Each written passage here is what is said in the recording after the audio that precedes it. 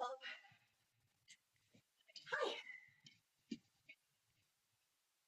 That's great. Jen's on her way up.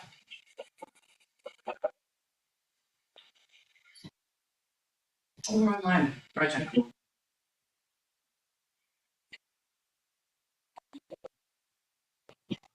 Silent.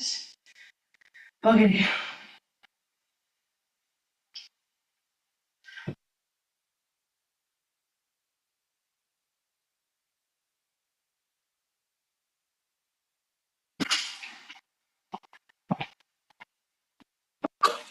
Hey all, Jen's going to be up in just a few minutes. Just hang tight.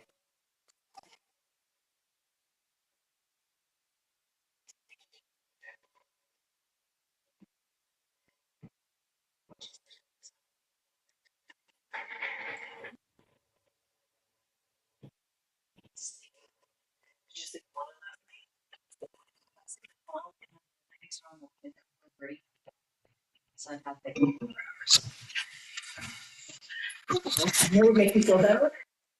I thought they were great. I'm having an energy drink downstairs. Myself until 2 o'clock, and I can take. I'll try to be quiet around 2:30 when I'm on my call. Don't disrupt you. Hello, everybody. How's it going? I see we've got Tom, we've got Lindsay, we got Lana, the Orchid, and Gail in the room. So Dylan's on his way. He was just coming from a showing in Pickering, so he'll be a few minutes late, but we're working on it. The point of our mastermind, guys, is not for us to teach a class, but for us to mastermind as a group of active agents and get ideas from each other and share what's working, share some of the challenges we're having, and then for us to kind of coach you based on some of those challenges. So what I want to start with is, first of all, if everyone online, if you have the opportunity, can turn on your cameras. It's a lot more fun if I can see your faces looking at me. And then beyond that, I kind of want to hear from everybody right now. What's your biggest pain point in your business? And please don't say the market. Okay, that can't be the answer, because the market is the market. We have to figure out how to make money in this market. Yes, Gail. Hey, there's Lindsay. It is market, but Yeah. what is the most effective script when you're talking with people so you can overcome the challenges of the market? The market is what it is. We can't change it, but we need to come at it with positivity. Yeah. What's a great script to kind of keep the conversation going? Okay, love that. Yeah. I'm gonna write this down on the board as you list them out so we can work through it. So sorry guys, I'll be right back. Yeah. You should be able to switch it. Yeah. See if I can do this so it show up on the screen. That's not bad. Thank you. Okay, so how to encourage movement, conversation, momentum in the market, right? Love that, Gail. Lana, I saw you were saying overpriced listings. Is that in relation to getting sellers to price more realistically, or navigating, negotiating an overpriced listing, or all of the above? Okay, we're gonna go with all of the above. Hey, Kelly. And clients in this market. Okay. Overpriced listings. Lindsay, what about you? What are the challenges you're seeing right now in your business? I'm actually right now hosting an open house for my clients. I think similar to what you were mentioning with overpriced listings, this property it's overpriced, and I've talked to my clients many times about it. And I think we've had many conversations about their price, and but they're just comfortable where they are. They're not in a rush, so no matter how many times I try to explain, it's becoming a stale property on the market. They're comfortable with leaving it on the market at this price, and it's just it's a waste of their time and my energy. So I think that's the issue I'm having with. Yeah. Okay. Got it. Fair. I think a lot of people are probably in that boat right now with listings. So I think that's a great topic to spend a little time on. What else? What are your biggest challenges? Let me get the. What are the challenges you're facing right now, Kelly? Was the question in your current business? We're just trying to kind of brainstorm as a group around how to manage some of these issues that we're coming across. I think for me, it's been finding open house opportunities. Okay. Hallelujah. And I don't know, like I've made good contact with a bunch of connections, and they're like, we're not looking to do anything, but if we know anyone who is, blah blah blah. And I'm getting that message all the time. Like nobody knows anyone who's looking to do anything right now. Right. You know, like they're all, yeah, Yeah. we're behind you, we'll help you, blah, blah. But Right. in the meantime, it's just like a lot of nothing. A lot of nothing. Yeah. Okay. So for those online, Kelly said open house opportunities, finding them, and then also getting movement beyond, hey, like I'm not doing something right now, but if somebody mentions it, I'll happily refer you and support you and super pumped, but I don't know anybody at the moment. So referrals. How do we generate more referrals or create more referral opportunities, right? Yeah. Great topics, right? What else? Hello. So, What else? Jennifer, Yes, hi Tom, how are hi, you? good. How are you? Good, thank you. Yeah. So one of my challenges that I mean I've just recently joined KWRC anyway, but one of the Yes, challenges that I've got is more about like if you're gonna go down the digital path of like lead generation, yep, really coming up with that schedule, really coming up with that strategy, right? That's my yeah, biggest challenge. perfect. So a lead gen schedule or kind of the strategy around the implementation of a digital model? So yeah, I mean, I've already got the platforms with Instagram, Facebook, and I think I've just set up a Google Business account, but I've never used a Google Business account, so it's really kind of understanding how to do the ads for like through that, or Yeah, promotions through that, and then actually being, consistent with a lot of the postings as well, right? yeah, okay, gotcha. Okay, that's a pretty good list to dig into in the next 40 minutes. So I'm going to leave it at that, unless there's anything glaringly obvious that we're missing. But those are pretty good areas, I think, right now. So, um, who knows? Okay, let's just wrap it up. No, I'm just kidding. Okay, so how to encourage movement in clients in this market? I will give you my opinion, but I don't want to just talk at you. So I want you guys to share and connect. And Dylan, obviously, you can get comfortable if you want to join in. Um, what we want to do is come up with ideas you can implement when you leave this session. And that's the goal every month when we have this mastermind is to go, when you leave, you have ideas you can implement. So here's the first thing I'm going to say, and this is what I've been saying to most agents I've been speaking to, because this comes up on a regular basis. Agents at all different brokerages are having the exact same challenge. It's like, how do I get clients to get into momentum? The best answer I have come across or seen or believe works, honestly, because I can't convince Orchid to sell if Orchid doesn't want to sell right now. That's just a waste of my time. It's a waste of her time. It doesn't make any sense, right? So the first part of the process is, has the person given you a reason to believe that there could be an opportunity? Have they raised their hand, clicked on a listing, come to an open house? What's your initial engagement? Because from your database right now, we're really driving more referral conversation and very heavily than them actually being the one moving, unless there's a specific reason, such as they're downsizing or they have to sell or they're looking to upsize and take the opportunity right now that's in the current market. If you're in good relationship with your database, you already know that. They're going to reach out to you and tell you that, as long as you're running a good database system.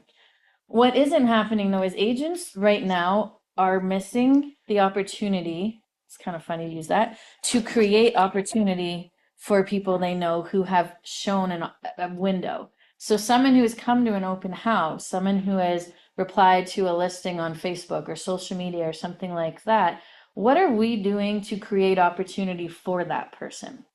So sometimes we're kind of waiting for that person to raise their hand and go, hey, I'm ready to do this. And a lot of time people aren't going to make a move, especially in this current market, unless the opportunity is more valuable to them than their current circumstance. So our job becomes to be the bringer of opportunities. And so one of the conversations I'm having with a lot of agents right now is when you set your client up, you meet someone at an open house, they say, yeah, I'm looking in this area, this house isn't for me, we're not working with an agent, fingers crossed, that's what they say. But we are open to buying, we're trying to upgrade, and we want to move into this home. A lot of agents will follow up and follow up and follow up, but they never take the time to actually bring opportunity consistently to that client. So what I mean by that is, are you setting up a realm search for that person where you're getting those matches or they're getting those matches every single time they come out, but then being proactive about it? And what I mean by that is, if I get a realm search, I'm busy. Gail knows this. She hears me all day, every day talking to people. I'm not checking my email and looking at those realm listings, even though in the back of my mind, I might be like, Dylan doesn't know this yet, but we're moving to a farm, right?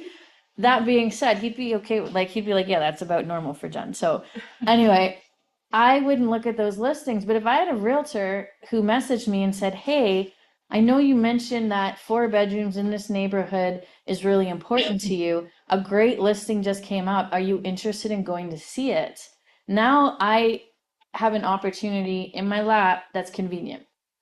I'm either going to say yes or no, but the opportunity has been brought to me. I'm not the one going and doing the hunting. And there's a lot of people right now that if you ask them, why would you move? Why would you say, like, for the right house, for the right price? We're hearing that all the time. What I hear there is, okay, I need to go find them the right house. Most agents hear that as an objection. I hear that as opportunity. They didn't say no to me. They just said for the right price, for the right house. If I could sell my house for X. By the way, we can all navigate that objection. Sure, if you could sell your house for X, however, if you could buy for X and you could net out this, is that the same difference? You just have a math conversation in that space, right? What opportunity are you creating for the people in your pipeline? So can I just Please. interrupt with that and Yes. say, can people hear the whole conversation? I'm gonna move the mic closer to you. They can to an extent, but it's not great. We do have a second mic, so you keep that one. And Okay. then just pass it I'm around. just, the thing I'm questioning, so you said you get someone set up on a realm search, which we've all got that, whatever CRM we're using. So you're saying, don't just set it and forget it, like engage with it. Obviously, we need to be in touch with our clients. I know that wasn't a great conversation starter. That's what I said. Great point. I'll jump in. The reason I'm late is because I have showings with somebody that I did just that for. I know they've been looking on House Sigma. They've never let me set up a realm search for them because they're like, no, we use House Sigma. We don't want any more emails. That's just fine. But I know what they're looking for. So I've got a search set up for them. And then I sent them one saying like, hey, I know you want to be specifically in this area, in this pocket, to your kid's school, like the catchment for the Catholic school. Did you see this one? And then they went and saw it at the open house on the weekend. They're like, Dylan, we're not sure if it's for us, but we kind of like it. We'd like your take on it. And so then I went out there with the husband this afternoon to go, or this morning to go see it. But if I didn't send that individual one with like a, hey, I saw this, thought of you, it's in the catchment, it's in the area that you guys have been talking about. Have you seen it? And then that was what triggered the next steps. And I let them know that there was an open house. For so many years, we've been able to rely on, we've got them on a realm drip or, Yeah. and we just kind of like, they get in touch with us, right? We've had enough, Yeah. but things have slowed down. I would ask you as a realtor, do you have prospect searches set up both for clients and maybe even your own searches set up that you haven't looked at? Right? Like that's normal. We can all like feel bad about it. Yeah, we're full time, but I've got realm searches that I'm not always great at because I get busy, like our morning schedule with the kids, my routine's a little off. Before the morning calls, I would sit down with my coffee and I would go through all my prospect searches so that I could send messages to who needs them. And there's no time for me to do that. So I have a gap. So I've been very intentional now to be like, okay, I need to go back to that because if I'm not looking at them, I know there's a good chance they're not looking at them, especially at the same level of like, hey, this could be the right fit. And then like Jen said, it has to be an opportunity. It can't just be look at this listing, right? There has to be something about it that really rings true based on the conversations you've had that would encourage that action. And to be honest, going for me right now, it's going back to pricing. We did this on the morning call. We talked about where even the Aurora detached and towns are now.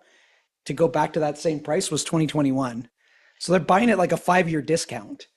And a lot of the ones, if you show them this house, you could go back to when it last sold and be like, hey, if you'd bought this before, it would have cost you $300,000 more. You're getting at a $300,000 discount right now compared to what it was.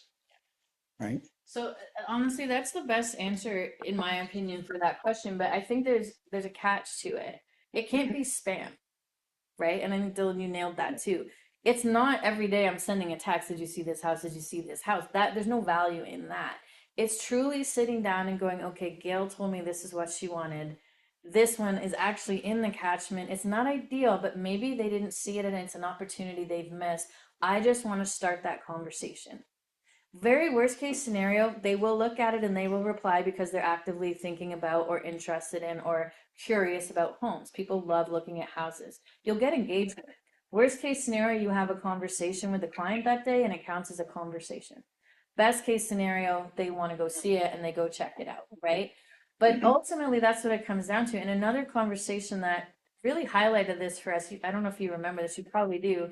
This was another agent of ours and worked in a farm area, door knocks, worked the farm area constantly, newsletters, that I had this client in the area, wasn't signed, but knew this person was getting ready to list and they were going to hire this agent. Couple of months go by in conversation. Not talking, even a couple months. Yeah, I know the story with about coming, it was like a few weeks or like a month. whatever. tops.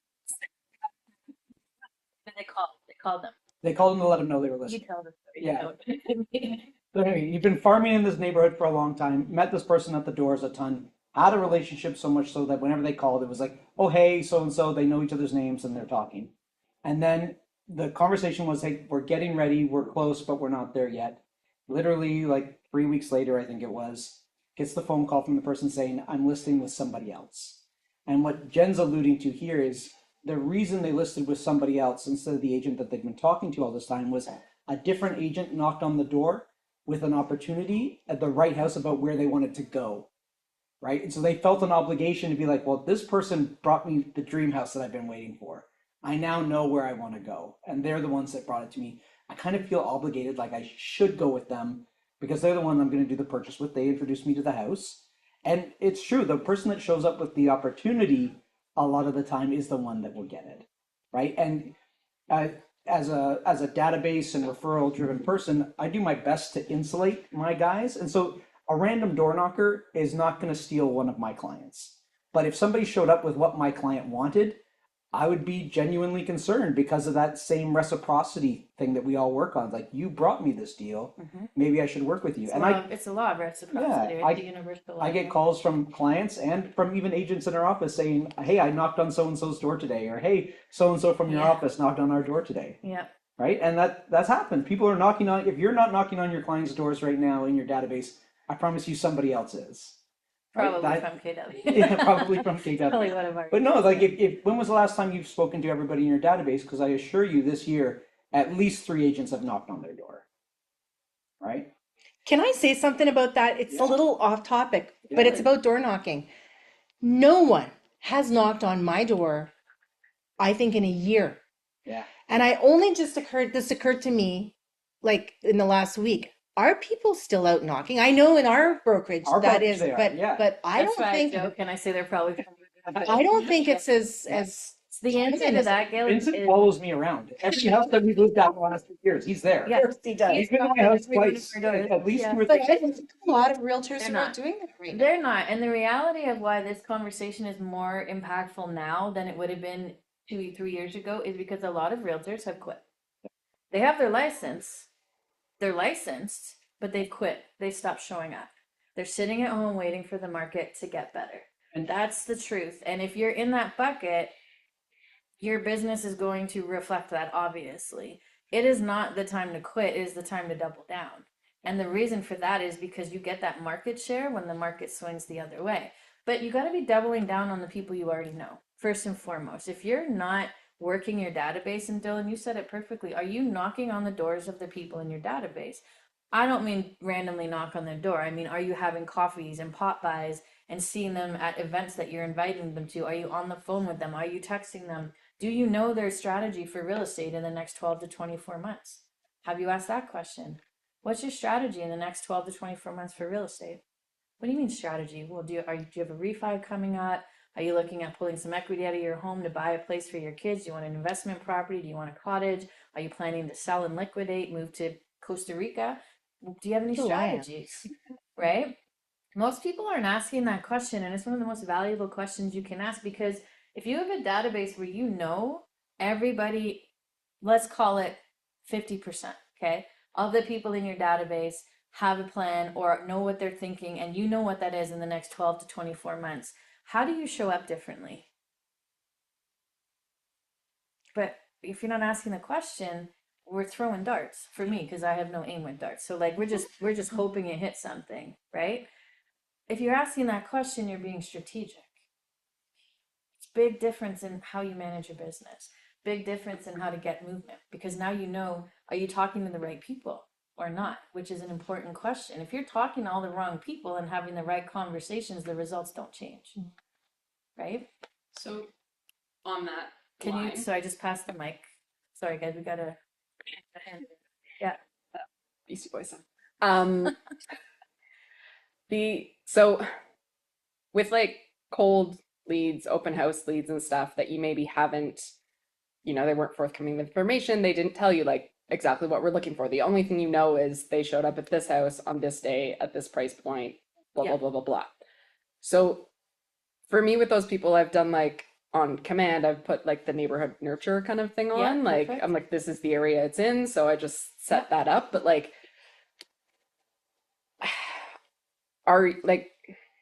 can you use the context of the open house they were at to kind of do those? Yeah. Yeah, I've seen this, like just completely not know. And, I guess also that they're not responding to any of your Yeah. other outreach. But like, is it worth the time to still be putting, checking those searches and doing that Yeah. regularly? So what I'm hearing there is if somebody's non-responsive, first of all, time management, like only Yeah. put so much into that, right? Yeah. Definitely don't be like crafting reports on somebody that's never raised their hand at all. Mm-hmm. Following up and dripping on them, still very important. But what's it cost you in terms of a phone call? 30 seconds if they don't answer. Yeah. Right. So that's still worth it for anybody that's come through that you're following up with. Yeah. I think the bigger thing is going back, like, are they the right people to be talking to? At the open house, my goal is always to find out as much about them as I can. And I do that mostly just through casual conversation. Yeah. But I'm really trying to learn what it is that they're looking for. Yeah. And say they aren't very forthcoming, and then we're starting to get maybe like a 2-star prospect. Maybe they're not really the ones for us to follow up with. But if I needed to follow up with something and try to entice them, I would probably lean back on what was happening in the neighborhood. Okay. Right? Like following up, of course, when it sells, talking about maybe another home that was very similar, or talking about what's changed in the neighborhood since the last time they were there. Yeah. Like I would craft that kind of stuff. And while I love the neighborhood nurture for a no-brainer touch, it's not going to be the thing that encourages somebody No. to reach out. There's no call to action in it. There's no massive like new data that they can't get Yeah. anywhere else. It's Like just they here's open my up name, House here's my Sigma, name again. they're going to get more Exactly. information than from that in a heartbeat, Yeah. right? Even Yeah. like visually, they'll get more from it. So it's good to make sure that you're still showing up in their inbox, but it wouldn't be the thing that moves them forward. Yeah. To really put a pin in this part, what I would say is, first, we can't inspire movement in anybody that we don't know why they would move, if we don't know what's important to them about the next steps, right?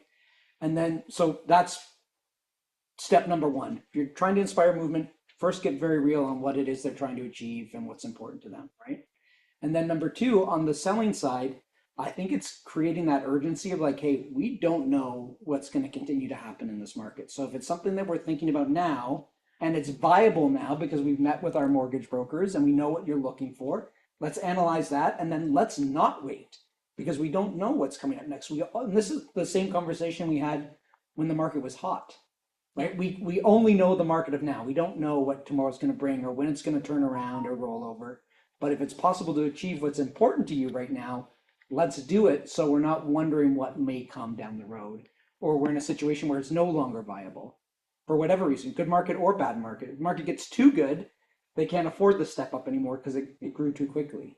So even a positive market could interrupt their actual goals. It's really buyer seller's market, right? I think that's what the language that needs to be used. It's not positive, negative Yeah. market because it's a great market for buyers right now. And the same buyers who don't want to buy right now were complaining in 2020 and 2021 because they couldn't buy. So the reality is we're having the same conversation. Yeah. We're just having it to the different sides of the fence. It was sellers, it was buyers, now it's sellers. These sellers need to be more realistic. And on the right? buy side, I just talk opportunity now. Like on the morning call, we looked at that chart where prices have come and where they've gone, and it's clearly just shown the longer you're in the market, the better, right? The earlier you can get in, the better. So that's the conversation with the first timers in terms of the adjustment that we've seen.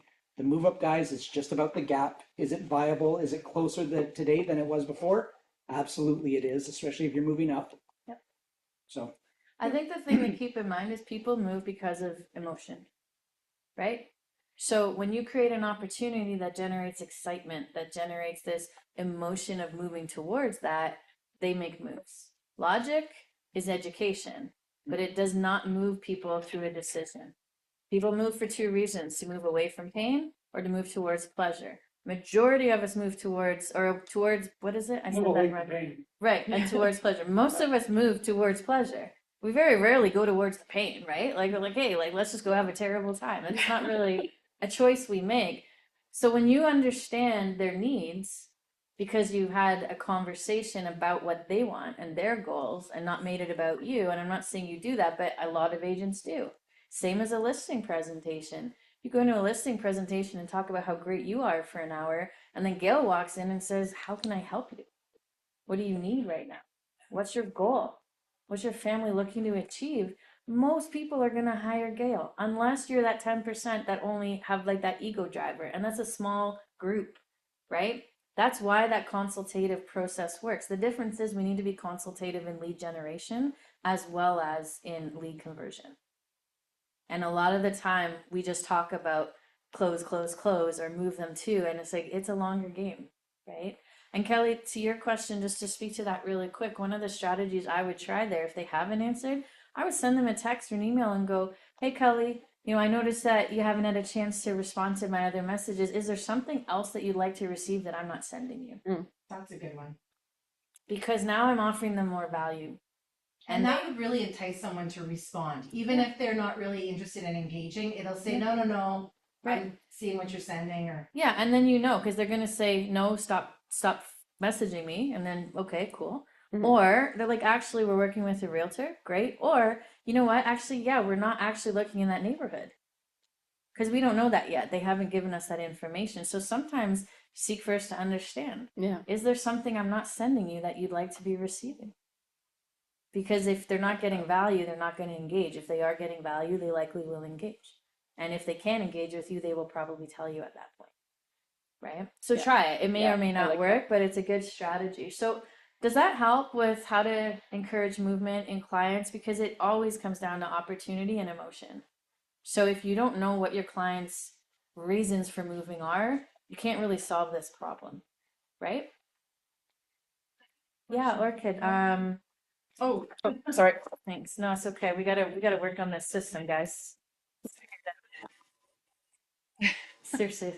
So my question is that I don't know, the bank of clients that I work with is specifically either first-time home buyers or investors, because I'm Persian, so Yeah. mostly people are either at my age who have their own house and they have an investment and they want to invest, or they just came to Canada and they are the first-time home buyers. Mhm. So for the first-time home buyers, the buyers that I have at this point is that the rent is much lower than the mortgage payment. So because I sit down and I calculate everything, so I see that, for example, with a condo or a house with $3,000 monthly payment, they can just rent it out with 2,200.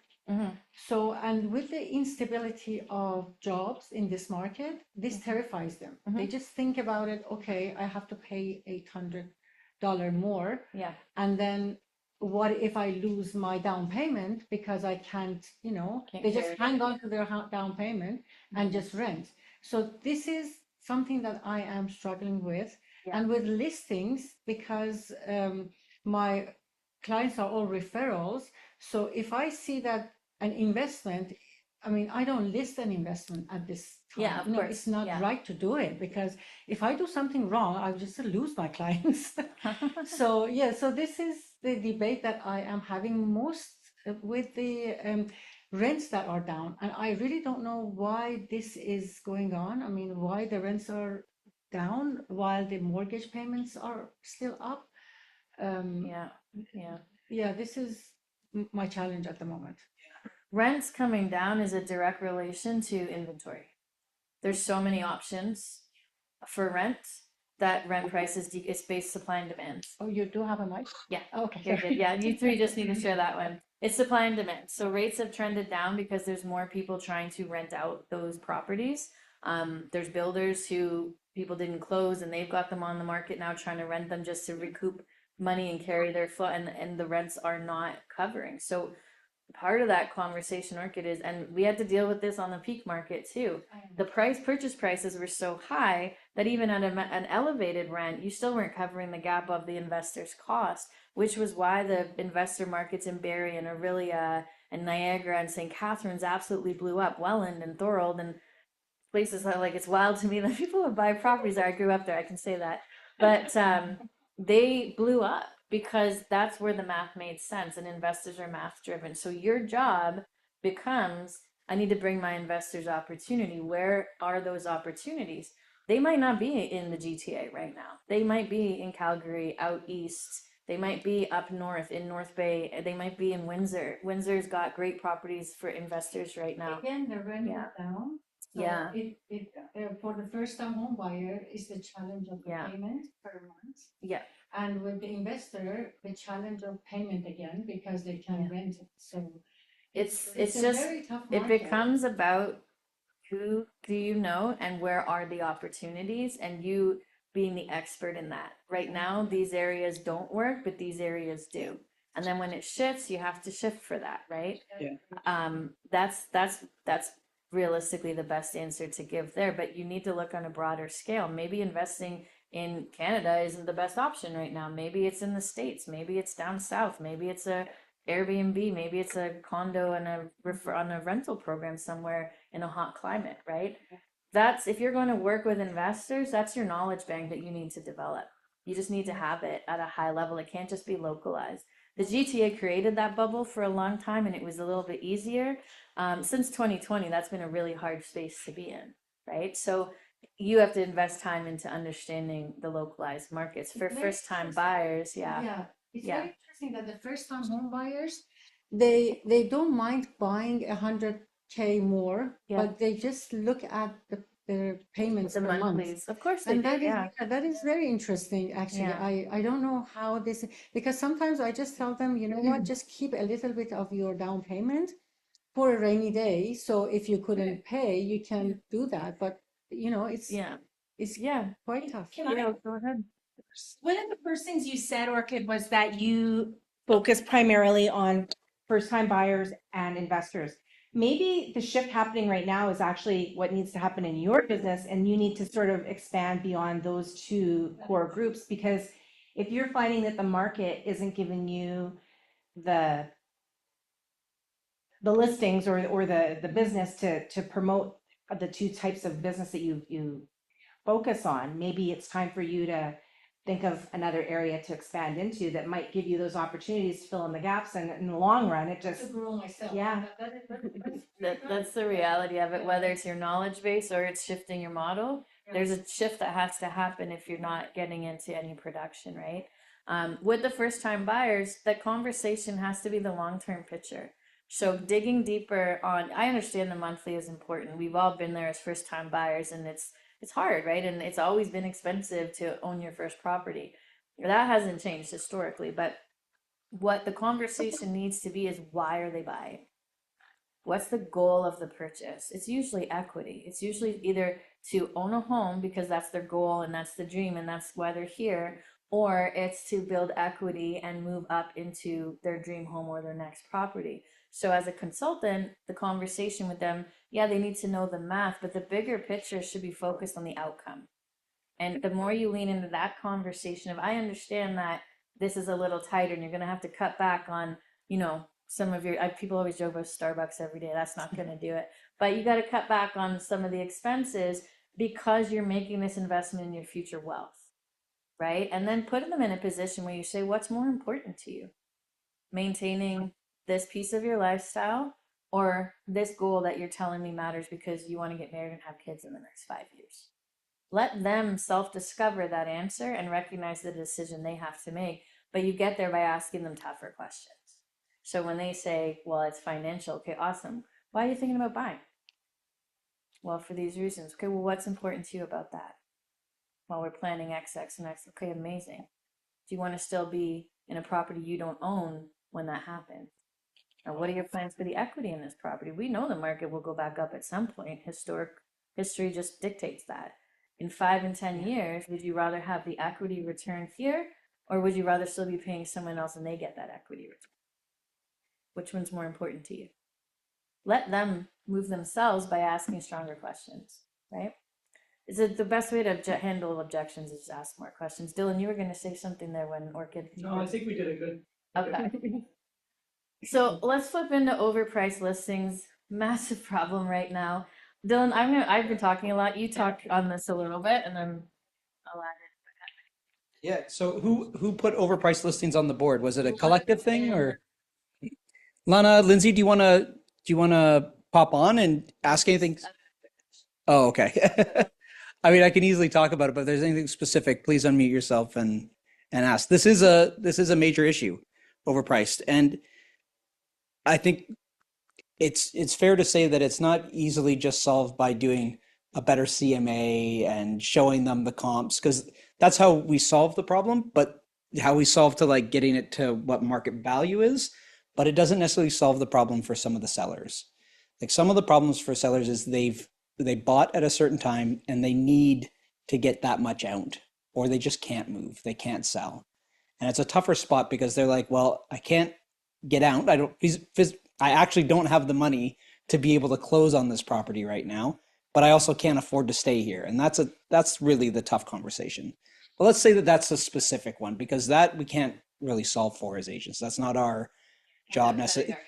Yeah, and even then it doesn't close the gap a lot of the time, right? If there's second mortgages or other liens, like you just have to watch out for that. But I would say if it's your listing and you know that there's equity in the house, let's remove that one. Like as soon as there's equity in the house, now it's just us about getting it priced right and talking about what the next step is. So some of the problem is where do they go next and the money that they need from it. So you need to be able to be aware, first of all, you've had that discussion and you've got real clarity on what's possible. Because I find once we can show them a way forward, then they're more open to the pricing, right? Because I can educate them all day on the pricing, but if it doesn't provide a solution for them, I'm still running into the same wall, because they're like, I don't want to take the next step of reducing it if I don't have a solution to what I'm doing next. So you kind of have to make sure you know about what that next step is and that you're coming with a solution to the problem. Then when it comes down to showing them, this is why I was asking Lindsay, is the real issue with the showing them, or what's the objection? Or do we think it's really that I just can't do anything next if I go to the price that you're telling me I need to go to? So I'll specifically tell you about my clients. So it's actually a land lease. So it's already a little more, it's very niche. There's a bit more of a, it's more difficult to sell this specific property. And they do have quite a bit of equity. So for them, it's about them trying to get as much as they can out of this home because they want to they want to buy in Barrie to be closer to their family. And they know that there it's going to be a higher price point than it is here. So I understand where they're coming from. They're just very comfortable at sitting where they are now, although I know that it's the highest price in this community. And so there's been no movement. So this is the second time we've listed this home. There hasn't been any showings, and I've had the conversation with them many times about, it's a stale home right now. We need to do something to make people attracted to this home once again, because there has been people that called me and showed interest. However, it is too high. And because it's a land lease, they would prefer to go to, you know, just a regular freehold. So there are those difficulties. So I think with these particular clients, they're just comfortable at waiting to see if someone will give them what they want. Yeah. Okay, so a couple things. One of the challenges I hear that you have is you've got one of the best units in the area, and it's a tough time to have the best product of anything in any neighborhood because nobody wants to pay top dollar. Every buyer mentality out there right now is get a deal. I have a client like this that I'm constantly having CMA discussions with because they want X, and I've told them I'm like when I add up your improvements over some of the other sales, I can get you to X. But your number that you want, even though we can add up to that based on your improvements, is 70,000 over the last highest sale for the entire year for a townhome, for example. All the buyers are spending right here in this band. This is what they're comfortable paying for a townhome right now. Doesn't matter that you're worth more. Buyers aren't willing to pay more for your product right now because you are the one best, and nobody wants to pay $70,000 more than the current highest price of any unit like that, right? In a buyer's market. So I'm having that conversation. It sounds like you need to have that a similar conversation of look, here's other opportunity that buyers are looking at, and this is where they're spending their money right now. So to give you like a perfect example of what I did, just so you could, because I don't know specifically that market necessarily how you would do it, but I'll give you how I did it, and maybe that can help as well. So for their specific townhome, I went out and I looked at all the townhomes that have been available since January 1 in all of Pickering, because that's where they are. So in Pickering, there's been 25 sales since January. There's been 106 listings available since January. So we're looking at less than 1 in 4. So less than 25% of the listings are actually selling. And then when I sorted it for them by price, the highest one was 927, and then there was one at 910, and then everything else was in the 8s to 850s. So really like the average that a buyer paying for a townhome right now is really around 860 is just what they're willing to pay. Now, is ours better than those? Absolutely. And when, like I said, when I add up all their improvements, even at discounting for, you know, it's now resale, I can easily justify why they're going to be more. And we will likely try for more, but I'm preparing them for the fact that buyers are just not willing to buy that in this market at that price. Right. And the next thing that I would come to as we're talking about overpriced listings and showing them kind of the way forward, we go back to number one about what's important to them. So moving to Barrie to be close to family, I would really lean into that in terms of like what we want to achieve. And so say, you know, Mr. and Mrs. Seller, if we do your price and we don't sell and you're still here a year from now or 2 years from now, what does that mean for your lifestyle? Right? Are you okay staying away from family or being further from family for a further 2 years? And what happens if a year from now or 2 years from now, the market happens to not have improved or even marginally got worse? Instead of going up 5%, went down another 5%. What does that look like for you? Right? And I just ask, and I'm not trying to paint them in any picture. I'm just saying, here's one of the realities that could happen. Right? And so that they get the idea of what that looks like.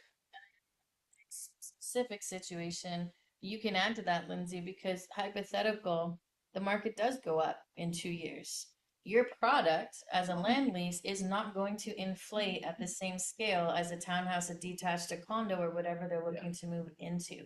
So if that's the case, if you're going to net X amount on this sale because the market improved, are you also willing to pay an additional 5% on that product or 10% on that product? Mathematically, that's actually going to cost you an extra 20 to 30,000. Yeah. So that's where you start to use motivation plus logic to give them a shove. Basically. There's no better way to explain that. But it's hard. You have to understand both sides. Thank you. That's really where the next step would come in, right? Then we start talking about what is it possible to do? And if we stay on the market at this price, it is only hurting us. We're becoming a more and more stale listing, so we're going to sell for less. That gap will grow. And if we are waiting to hit a certain price on their home, because we're waiting for prices to go back up, just like Jen said, even if the market goes up 5%, it's going to go up at a higher percentage on the ones in Barrie that are already more expensive homes than what they're selling in. So the gap will only continue to grow. Mm-hmm. So really, I'd almost focus like, and if you can find historical data on this, you could show that the gap is probably closer than it's been in the past because the homes in Barrie have come down from where they were. And theirs probably hasn't changed as dramatically to the extent that the rest of Barrie has changed. And Right. that's like when I imagine what that will look like just based on those types of products, I start to look at it as an opportunity, right? Because that gap has shrunk. Like it's Right. the only reason we get to talk about this now is because prices have come down, right? It probably wouldn't even have been possible with the prices at what they were at, 3-4 years ago. Yeah, no, thank you so much. This does help me I guess just think about how I'm going to rephrase everything so that Yeah. they see that they're just losing out the more that they wait. So thank Yeah, you. the perspective and the way that we look at things and the way we help our clients look at things is a big part of it, right? Because if we're looking at it through negative glasses or only like I'm not getting the amount that I thought I was going to get for my house, it's hard to pull them away from that. We need to change the view on what's actually happening, right? Because there may be that opportunity there. Open house opportunities. That was me. And I like even saying it.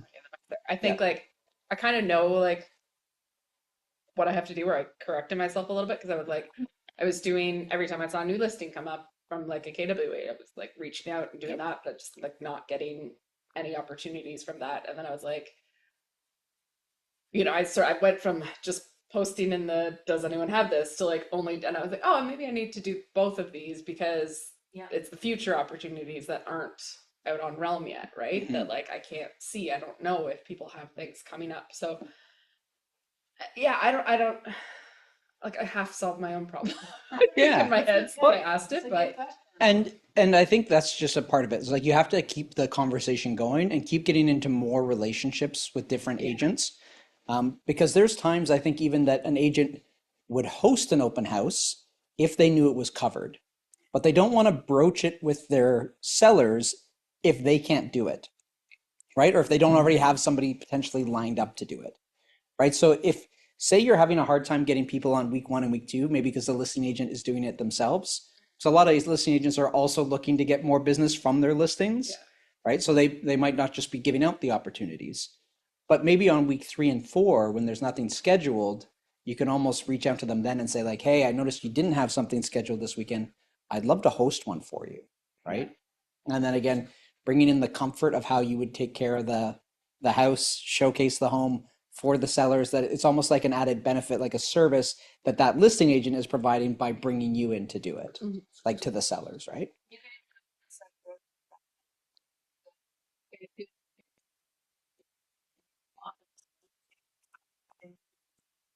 Go to them and say, "Yeah, I'm going to create an opportunity for you. Anytime you have a listing or you have multiple listings, I will cover whichever open house you don't want to do. Just automatically, it's a built-in offer. So if you've got two listings the same week, or you've got a listing that's been on the market a month and it's a little stale and your client wants a bit more service than we used to have to give, I will do that open house for you. Just message me and let me know. I'll be ready to go. Now the caveat to that is when they reach out, you have to show be up. ready to go. You Yeah. gotta do- or else they'll stop reaching out. But you could position yourself in their world as a solution to that problem automatically. Exactly. And create, going back to the theme of today, create opportunity for that agent to now be able to better service their clients, right? Yeah. So there's that. The other option is a lot of people don't want to do open houses on listings that have been on the market for a little while. I don't see the issue with that. Look at our office listings, pick an office listing that's been on the market for 2 weeks, 3 weeks, 4 weeks. You know that listing agent's not doing an open house there. And reach out to them and say, hey, I would love to host an open house at your listing. I can do it during the week or I can do it on the weekend. Would your seller be open to that? That gives them now a reason to go be a hero to their seller. Hey, Gail, just letting you know we're going to show up. We're going to host another open house this weekend. Kelly, one of the partners at my brokerage, is going to be there. She's amazing. Da, da, da, da. This is what it's going to look like. Does that work for you? Great. Now you can go market that open house. And if you set it up at least a week in advance, you can market the heck out of that open house, which makes sure you get traffic. I think you're in a really cool window to do it too, because the weather is changing and getting a little bit nicer, despite maybe what becoming this weekend. As we get to that, listings that are a little bit stale, where sometimes we don't want to do them because they're like, hey, The massive buying pool that's out there has already seen it. So we're only getting the little drips of new people coming into the market. That's, Yeah. a legitimate reason to pick out a good open house. But if you can't get anything, I'd rather at least be working on something, right? It's more that I can post on my social media. It's more market knowledge for me. It's more everything. Like, Shows I- that I'm active too. yeah. Yeah. Re-engage. And do stories while you're in there. Like, have a video of yourself just talking about, I'm at this open house today. This is what we're seeing. This is the neighborhood. Come check me out. Yeah.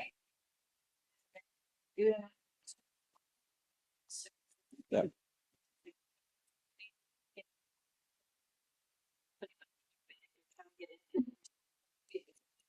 Mhm. Always a good opportunity to just remind people that you are an active agent in a market where most agents are not. You'll notice even our social media feeds have gotten quiet, right? Agents aren't posting as much, it's not as much.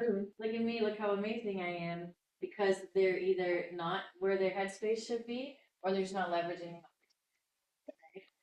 And that's, I've noticed that a lot in the last 4 or 5 months specifically. It's really gotten quiet online, huge opportunity. Yeah. Sorry, circling back, open house, overpriced listings. Like you're looking at an open house and you know it's drastically overpriced for the area. How would you take that I mean obviously like not few houses sell from an open house, right? Like the stats Yeah, on it's that like aren't 2%.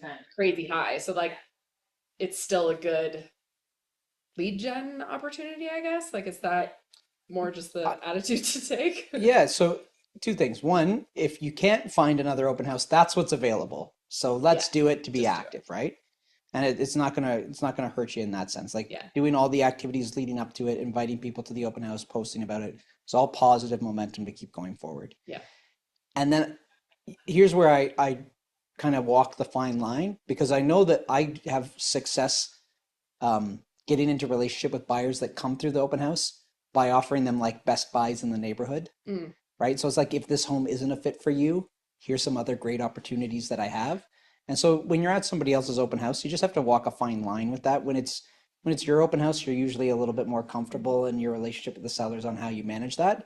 But I think just offering that ability, and even for my own listings, I have market information up there. I show the other ones that are available. Right? I'm not hiding anything. They know it anyway. They're looking online anyway. I'm not doing anything that I shouldn't do. But what it does is it gives me more conversation to be had. Right? Totally. It's actually a really big comparison to this. You should go check it out. Do you want to see a list of all the current open houses? Yeah, great. What's your have their email address? Right? I'm giving them something of value, and then I can follow up and go, hey, what do you think of the other open house? I'll have some feedback from my sellers how they compare to ours. Yeah. Right? There's always creative. Just look at it as ways. opportunity, right? It's It's the opportunity. keyword from today. Yeah, Guys. and Opportunity. they're gonna know it's overpriced too, Yeah. right? Everyone I'm does. I'm finding the people that I'm talking to now are savvier than ever in terms of they've been watching the market for a while now. They know what's going on. They say like, I'll peg it at this price, and the price that I give them all of them, they're like, that's what we were thinking. I'm like, they're all, yeah, thank God, exactly, thank God. But they're on it. Like buyers are really savvy these days. So I think meet them where they are and have that stuff ready. Like I used to have riders that would say top7buys.com, and that would be a place they could go and sign up and get those lists from me. Right. And so, No.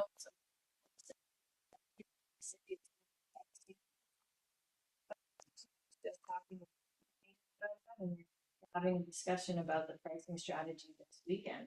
If it was priced for less, would you be interested in submitting? They say yes, maybe they say no. If they say yes, you're Yeah. perfect. What's the hesitation on just submitting that as is? I love that. And I love that. And that comes back down to a lot of things when you're working with buyers. Like if price wasn't an issue, is this the one for you? Yeah. Great If question. price wasn't a factor. Because sometimes they love the house, but then they're like, well, it comes to take great conversation. Yeah. And other times they're just saying that to say that. Right? There's a lot of people that come, I'd never pay this for this. But would you buy this house? No, I wouldn't buy this. Oh, well, there we go. What are we arguing about here? All right.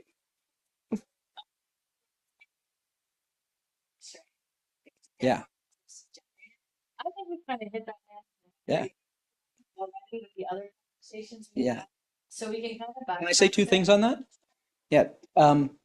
Create value and then ask for the referral, right? Like, is there somebody else that you know that could benefit with what I just gave you?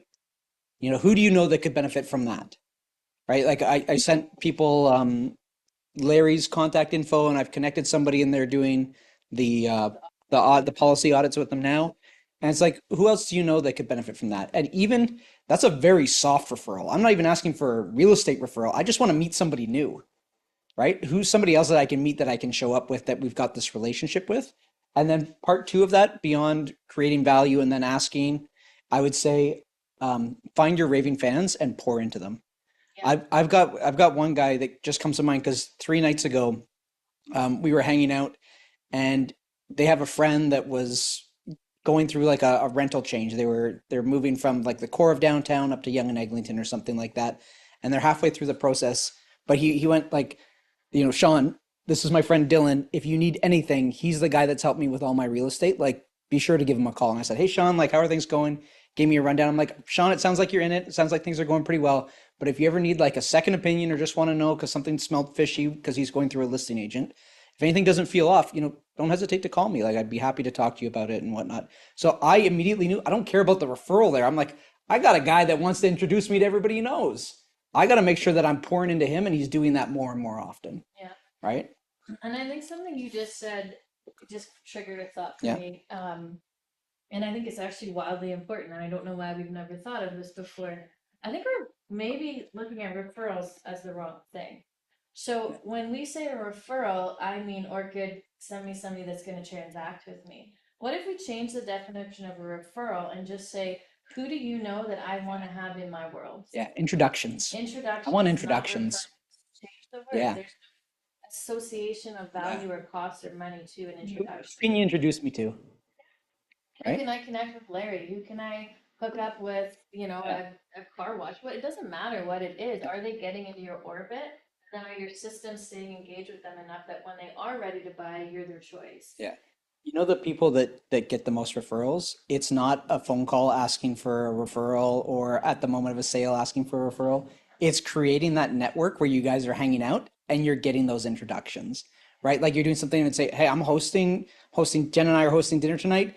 Why don't you bring over two other couples of yours that you're friends with? Come on over. We'll all hang out. We'd love to get to meet like your next closest friends, and we're gonna put on a spread. Or let's go do this thing together. Who do you know that you want to spend that time with that you could invite? And creating more and more. Now it's like we're buds, right? Like I invite Kelly over for dinner, and she's like, Dylan, you got to meet Gail. Gail and her husband come over. We hang out. We have dinner together. We realize we have a lot in common because I like Kelly. Me and Kelly get along. You like Kelly. You and Kelly get along. Odds are we're gonna get along, right? So if I really want to get referrals introductions, I got to create more spaces where we can do that together and watch your network explode when you do it that way. Powerful. Yeah. Whether, Yeah. Yeah. anything where you have face to face where they can see you, they can see your body language, they hear your tonality, they laugh, it's social, they just like you naturally. That increases that conversion astronomically. So what are you already doing in your life where you're just not leveraging it for more introductions? And I don't mean that salesy. I just mean like, are you being social when you're at the social events? Are you hanging with the same 4 people every week? Big difference, right? And it's so easy to hang with the same 4 people. Yeah, It's really easy. Yeah, it's really easy. Yeah.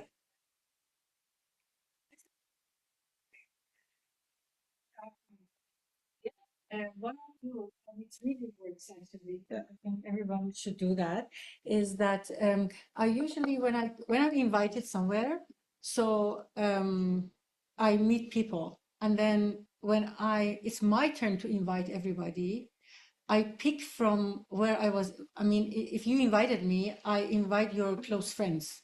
So is it okay if I invite X and Y from your friends? Are you okay with it? And then usually they would love to have their friends in your house. They want exactly.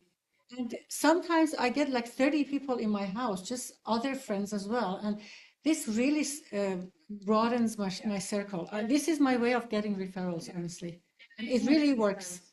especially when they come to your house and eat with you and Yes. have fun, and then they really want to get to know you better. And yeah. They're not. If you're somebody who's like, I am introverted and that just sounds terrible to me and I don't want 30 people in my house, different strategies for everybody. Figure out what works for you. There's an example of a lady, this story is part of the top strategies for lead gen, with Jason. Anyway, it doesn't matter. She had a personal goal. She wanted to lose weight. She was struggling to lose weight. And so she lived in an area in the States and she sent out a letter to all of her neighbors, like 200 houses or whatever it was. And the letter said, this is me. She had a picture of herself. She gave her story. This is my goal. And I'm going to be walking every day at this time, 6 a.m. or whatever it was, with my dog. And I'm going to walk for 30 minutes. And if you'd like to join me, I'd love to meet other people in the area that have the same goal. The first week she did it, I think 2 people showed up and she made her husband come because, there's a little bit of a factor of safety there, which he reminded her after the fact, I think was how that story goes. But by the end of I think the month, she had like close to 100 people walking with her at pretty much like X amount of times a week, different people on different days. She now has like 40 to 50% market share within her own community. And all she did was say, this is my goal. And if you'd like to join me, come on out. And then they would walk and they would talk and she got to know everybody. And then she became the connector in the community because she knew everybody. And that was the catalyst to her being one of the like top producing agents in her community and in her region. It is not always as hard as we make it. Yeah. We just have to realize that the human connection is the most important part. And when we stop trying to sell and we start connecting with people, our business grows. When we go back into sales mode, our business slows, right? It reminds you, like, I'm so glad that we're doing this because it reminds you of like all the easy things that you're not doing and you're doing all this other stuff and you're like, I could have just sent down a letter to 200 of my neighbors and met another 200 people this year, right? Which is like, how many new people did you meet last year that you genuinely had a relationship with? And then when you And I are meeting think new about that, people, are you considering them new people? Or are they like they're the people at curling, so they're not new people in my database? Are you keeping those worlds separate or are you merging the worlds? Yeah. Right? They need to be merged. Yeah. And then you just got to figure out what that looks like for you, right? Like maybe it's Kelly, I'm looking at you at dog park or something, right? So it's all relative to your personality. We're at 12. Yes, we are at 12:03. Tom, do you have a few more minutes to hang out so we can go through your question or your challenge? I do. I'm just driving up to Aurora right now, Jennifer, but I'm here. Okay, awesome. So Tom was asking about digital models and systems, like, which tools, and then also kind of how to implement them, and then scheduling around implementation of them. So I think the reality, Tom, of the question is as many as you can leverage without it being cumbersome. Like digital models and systems, your CRM, 100% learn command, get yourself into the trainings that I do, into Scott Leroy trainings. Ryan Turnbull does a training, a live session every single day on workshops. He's the trainer for Canada. He's actually coming to the office on April 1st, I think. So there's lots of room to learn that strategy so that you can implement and leverage those systems. And then you mentioned you have Instagram, you mentioned I think you have Facebook.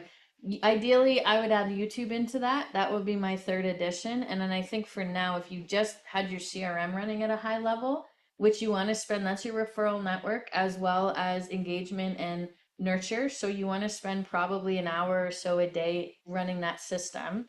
Then you spend some time on content on YouTube, on social media, stuff like that. You want to probably spend 1 to 2 hours a day on that. The rest of your day should really be spent in conversation with people or looking for opportunities to get into conversation with people. It has to be a balance, but probably out of your week, 10, 15, maybe 20 hours if you already have a good social media platform, but that would be max to get started. I would say bank maybe 2 hours a day Yeah. is I think kind of what we've been hearing is a safe recommendation. Do 3 for your lead gen, 2 for that, and then other follow-up and appointments as you schedule in. Yeah. And I heard you mention your Google business profile. I've heard countless times through multiple different training sources right now as we're thinking about how AI is going to impact and just our online presence and that YouTube Shorts are a great place to spend your time and effort. And if you're talking about a Google profile, those two go hand in hand. Yeah. Because it's the same company. Google's going to prioritize that.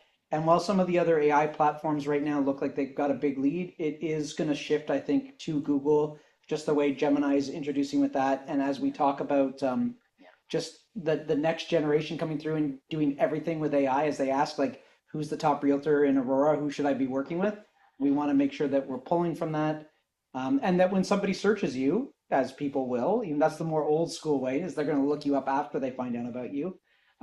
All like that Google profile, the YouTube shorts, your website, all of that will pull in. Gary Vee was super clear on this, as was Jason Abrams and everyone else we heard from on even social media. Conrad, Kelly, or could you guys can vouch for this too?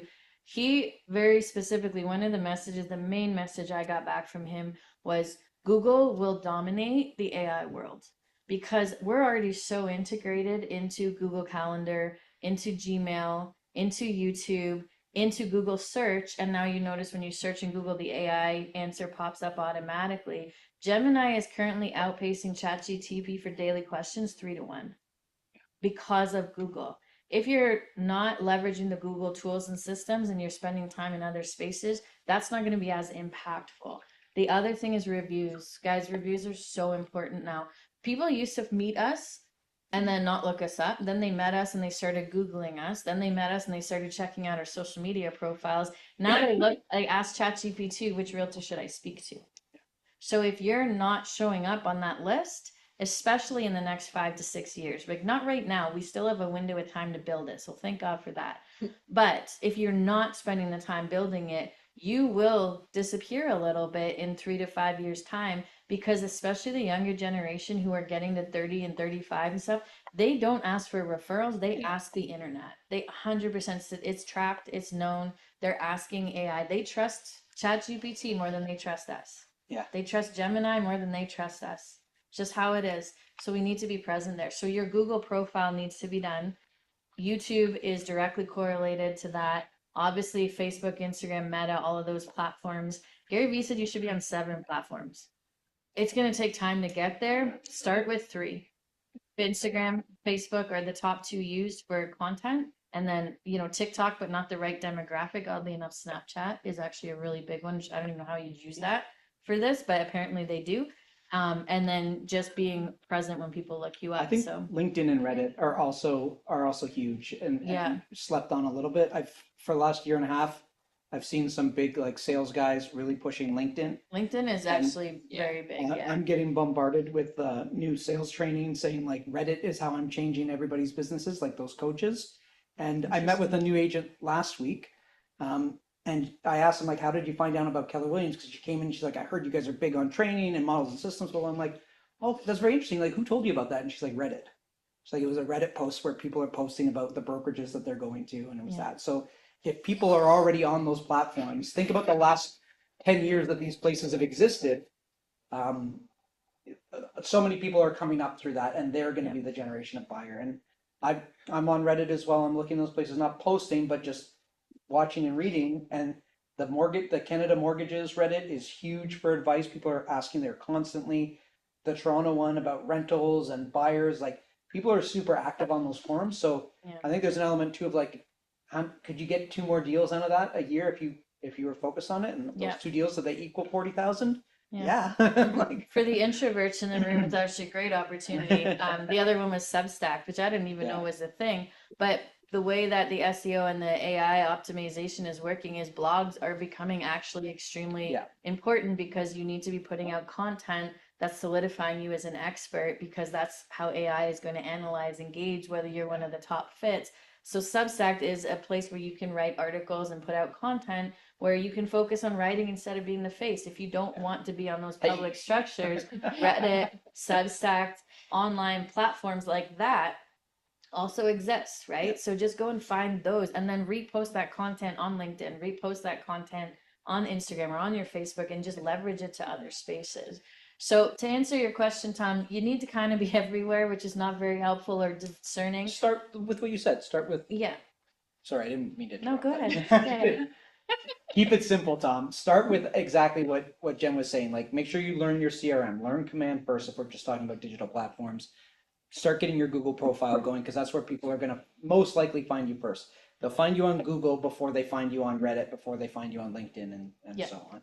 Although LinkedIn profiles, when I search somebody's name, They pop up now. it pops up pretty quickly. Yeah, more so than And going anything back else. to the AI tab on Google, I find that it cites Reddit a lot. I don't know if that's just because I use it, but now that you've heard it, next time you ask questions in Google, No, it does, yeah. see if you see that, because I see that a ton. It also links to LinkedIn a lot. And yeah, Actually, LinkedIn articles and stuff. Yeah. Watch what AI is telling you. The Exactly. answers are there. Yeah. For timing time, We our got job is still conversation and face to face, right? So 20 hours a week, give or take, allocated to building this, learning the systems, getting a structure in place. The rest of your hours are going to be conversations, talking to people, nurturing relationships. And guys, testimonials, do that right now. If you take anything from this, every time you do a deal, every time you have a great interaction, if your friends are willing to, people that already love you and know you and like you, have them go and do Google reviews, right? Because again, the way I search is reviews create consumer trust. Content and information creates expertise and eligibility, and then engagement creates following. And those three things are what will put you at the top of those lists. So you kind of need to hit all three, but don't get overwhelmed by bite-sized pieces, right? Does that help, Tom? It certainly does. Thank you. Yeah, absolutely. Sorry, I know we went over by 15 minutes, guys. Dawn's gonna come in and get set up for the wealth build, the P&L and tracking your numbers and managing your expenses. Great session. Dawn is Megan's husband. He manages her entire business, all of her finances. He's actually a scientist. He's a retired scientist, very smart, very detailed, structured, manages all of Megan's in and out cash flow every month to make sure she's in profit and then make sure they're tracking her expenses the right way. If this is an area where you're struggling, you need to stay and learn from Don and get his systems. I also know he's going to give you the tools at the end of the session. So instead of going and making a spreadsheet and trying to figure it out for yourselves, stick around with Don and then go home with it. And then you can plug it in and send it to your accountant and file your taxes on time because we're realtors. So let's be diligent about it. Other than that, have a great day, guys. Thank you for your time. Thank you. Thank you.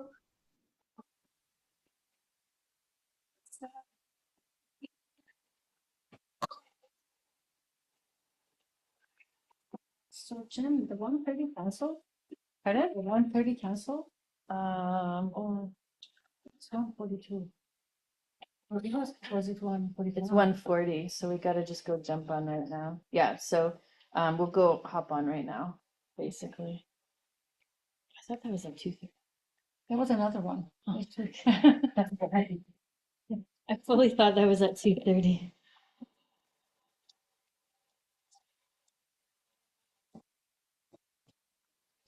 Yeah, they're